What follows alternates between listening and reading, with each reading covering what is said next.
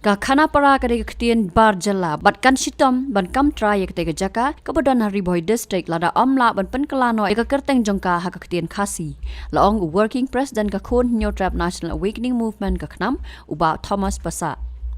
yakani uba Thomas Pasa lo pentip sigilat pathai kubor ha kana paisngi jongar Pasa tre yong arja ar Pasa hadin ka jingwan ye kren bol chief executive member jonga khasils Autonomous district council uba penyat sings iem halor ka te ka phang Idai ban penkala kerteng no ya kaneka khana para syak kerteng kentin khasi.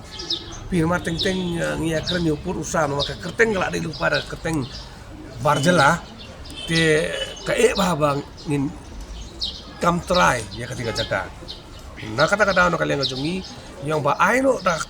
kentin khasi ya kene khana para. Kang ba kan scam kata ka jing long nong kenti ka jongi ya laka jong ya lau jong purusam banda hak ba de ba kene bentang ba pada ila da bang bagin sa ai de ka jing tho sa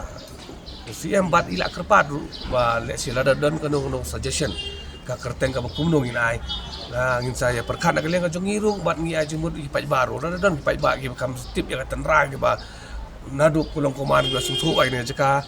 kamtam kiri temen kiri orang ba kila ban approach ka di council ban ajing modru da kanu ka lenti ba kani ka kerteng ka balong ka basong nongrem kani ka kerteng ka bayahap bangin pun kalai ni ka kana para ita ka di ka jing kundu ka jongi mata kasni ba di siap Habatin pej bahaki ki shop plus F Ka plus F hakabam bangi bam dunaki eki batte ye kamet Namar kata habat thiru atau khau kam lu ka umpnyang kadut pet ya ka shop plus F ha ka jingsom yaki nutrient kum ki vitamin bat ka iron la icon diat bat ka bathau bha kam khta I ka dur jing ki mar bam ka jing mat lani ka rukom shed yaki balehi banai kita ka don ka we ka jing mentoy ba kongsan ka kot ka khia